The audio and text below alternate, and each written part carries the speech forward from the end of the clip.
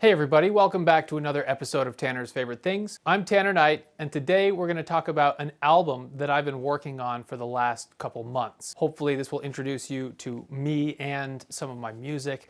I'm a music creator, mostly in the synthesizer or ambient or kind of instrumental vein, but I do use a lot of other instruments and vocal techniques as part of my music, and it ranges the gamut from relaxation to music specifically for romantic times, and an album dedicated to the chakras. That's the style of music that I create mostly. I don't have an orchestra at my disposal, so I do have these instruments and myself, so I decided I would like to record an album of opera arias, but accompanied by a traditional rock band ensemble, guitar, bass, and drums. So I created my own arrangements for these opera arias and played all of the parts on guitar, bass, drums, and then recorded the vocals on top of that accompaniment. And I don't quite know what to think of this style of music.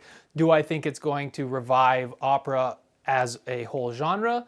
Probably not, but this is something that I've wanted to do for a while, and I finally have the ability to do it. So I dived in head first, and this is what we've got. Just a quick refresher on my background. I actually did study classical music and opera for 6+ years at university. I have a bachelor's in music performance and a master's degree in music or opera performance, specifically from the University of Maryland. And that's where I received my master's. And this has led to me performing opera as a career for the next 5 or 6, 7 years. As an opera singer, I focused entirely on my voice as my instrument. I did not play drums, bass, or guitar at that point. I just sang opera, and that was my entire focus. I graduated from the University of Maryland in 2006 and entered the workforce as a working classical musician or opera singer in the summer or late summer of 2006. And if you recall, by 2007 and 2008, there were some really tough financial times for the whole country. And as a result, a lot of nonprofit arts institutions, opera companies, music festivals, things that operated on a very tight budget but still existed for your pleasure, a lot of those things disappeared overnight just because they couldn't pay their rent or their mortgage or their performers, and they just had to fold up. So that left a huge hole in the entire classical music industry as a whole, and that's kind of where I started my career at the beginning, and it was kind of tough. I did work with Utah Opera here in Salt Lake City quite a bit, as well as Utah Festival Opera up in Logan, Utah, and I have to say those have been my home organizations as far as arts go, and they've been really good to me, and I want to say off the bat I appreciate everything that Utah Opera has done for me specifically, as well as Utah Festival Opera. So I was a huge music nerd all throughout this period of my life, focusing entirely on learning the classical music repertoire, and specifically that of the Italian and French Romantic operas of the 1800s and early 1900s. So that's kind of where my heart lied in music for years and years and years, and I focused entirely on that style and genre of music, kind of shunning and foregoing all other new types of music. What didn't always have my heart was the business side of classical music and opera specifically. I found that there were a lot of people making decisions who had ulterior motives or agendas that I kind of would piece together slowly but surely. It wasn't all that obvious that everybody would have your interest at heart or someone else's interest at heart, but you could pick up on trends, and I saw a lot of things that I just didn't really like. It didn't agree with me. And the whole business of opera and auditioning and going here for that and hoping that you get heard, it was just much more effort than I had anticipated, and it was much more effort than it had ever been due to the fact that there were less arts organizations and less jobs to go around, but the same-ish amount of people trying for them. So ultimately I experienced some severe burnout towards the end when my voice just kind of decided for me that it did not want to work the way that it had in the past. So I had to really reconstruct my voice after around 2011 because it shut me down physically when I just kept going and going and just getting very, very frustrated and sad about the whole situation. And ultimately, my voice quit on me and I had to go a different direction. And luckily, I was able to pick up the pieces of a career and move laterally into something completely different. And I did that for the better part of my adult life once performing opera was no longer my career path. So this is really the end of my classical music career, and of course it was a big part of me up until that point, so there were a lot of conflicting emotions and things happening that I wasn't really prepared for. And the end did not happen in a spectacular ball of flames. It was more a dissatisfying thud when my voice literally just did not work the way that it did in the past. And that made singing the repertoire that I was very comfortable singing very uncomfortable. So it was just the wrong time and I had to move on. And I did, and that's the end.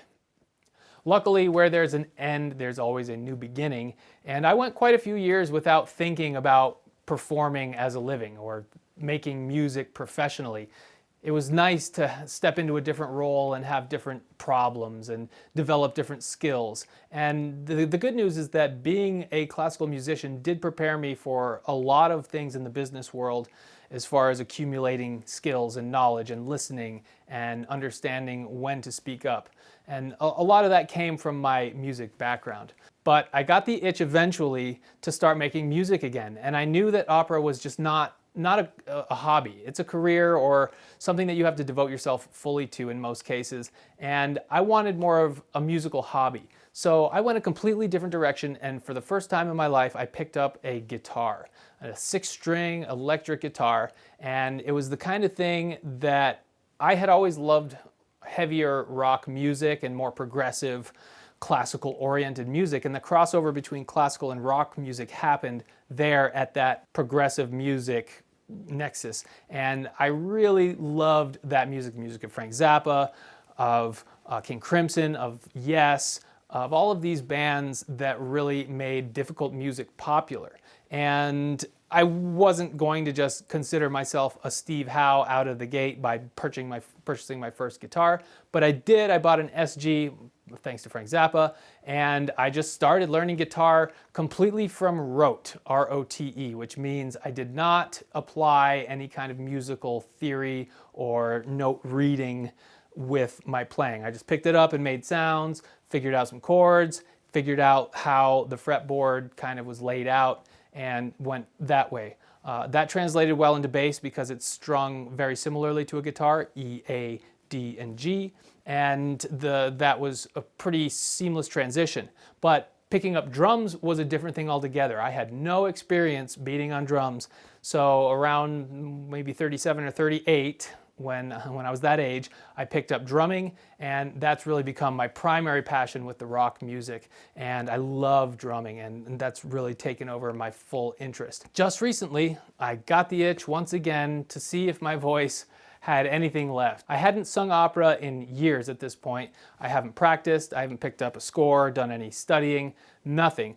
But I went to sing some of my more familiar repertoire, and it felt okay, and I either have grown into the voice as it changed, or I've decided that my mind is not in it and maybe it's more just singing from my heart and therefore it's a bit easier. But right now singing is easier, it's freer, it's something that I enjoy once again. So this album is a direct extension of me picking up the voice once again and seeing what I can do with it. I've never lost interest in classical music. I've always kept that interest and listened to it, maybe not as intently as I did when I was performing or studying music full time, but it's always been one of those things where, yeah, I'll listen to a Beethoven symphony, that's enjoyable. So it was kind of like picking up an old friend and having a conversation once again in maybe an old dialect that you haven't really flexed in a while.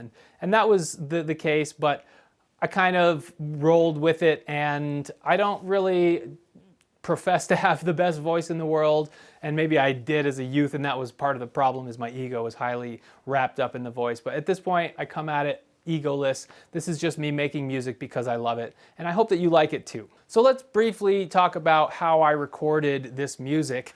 This is the guitar that I used 100% for these tracks. This is my Tuxedo black and white Fender USA Strat, and this is probably the most versatile guitar that I have. It performs at the top of its game every single time I plug it in, and I love this guitar. But I'm working on the second half of the album, and that will include this white and black Les Paul. And once again, we have the tuxedo thing going on. I figured black and white is the classiest color combination, if you will, and nothing goes better with classical music than black and white. So these are the guitars that I used to record this album, and I used my black and white Precision V bass, which is a 5-string P bass, basically. So guitars, Fender and Les Paul, very standard. The bass, a P or V bass, since it has the 5 strings. And then I also used my Tama Superstar drum set to record all of the drum tracks, because I think that it just lends itself perfectly to this style of music. It's kind of dramatic and big, but it gets out of the way when it needs to. I recorded every single track, including the vocal track, which I usually record last, right here in this studio using the instrument preamps and microphones that I have in my studio. So it's a one-room affair, and hopefully it doesn't sound like it was created in a small little room like this. The sound should be big and voluminous. So in addition to the instruments, how I recorded this music is I used my ears and my eyes and my music reading ability, because I'll be honest, I'm not the best sight reader on guitar. I can't just see a line of notes and play it on the guitar. That's not how I learned, but I do know all the notes on the staff on both the treble and the bass clef, and I'm able to pick them out on the guitar and at least figure out the line and play a whole line at once. And that's how I would play the parts and record the entire symphonic accompaniment with the rock band instruments, and then sing on top of that using my Electro Voice RE520 vocal mic. So after all these years, let's call it a solid 10 years, has my voice changed? Yes, it absolutely has. And I have always been a tenor, the tenor range, so I'm singing tenor arias, but I usually would sing lighter repertoire like Mozart, Rossini, Donizetti, the style of music that requires a lighter, more youthful sounding tenor voice that's more agile maybe, or higher in range, opposed to the real heavy hitting stuff like Puccini and Verdi and Wagner.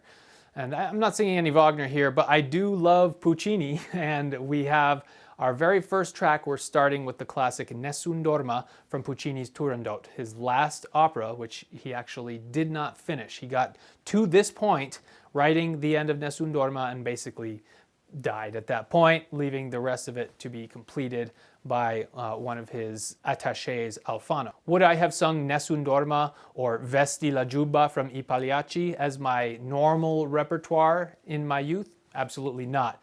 Those were pretty much reserved for adult singers. And guess what? I'm an adult now. I'm 43 years old, and I can sing whatever the hell I want. So I don't care if it sounds a little out of place. If I like it, I'm gonna sing it. And hopefully you like the track listing that I have selected for this album. So some of these I have performed in person live, like Una furtiva lagrima from L'Elisir d'Amor by Donizetti. That was one I've sung so many times back in the day, but some of these, it's my first time studying these and looking at them and actually singing the notes. So why these tracks? Why these opera arias? Why did I choose them? Because I like them. It's as plain and simple as that. I really like all of these tracks. I love the music. I like singing them, and why the hell not? So Nessun Dorma, the album will be available to stream wherever you listen to music. Check it out, and I would love to know what you think.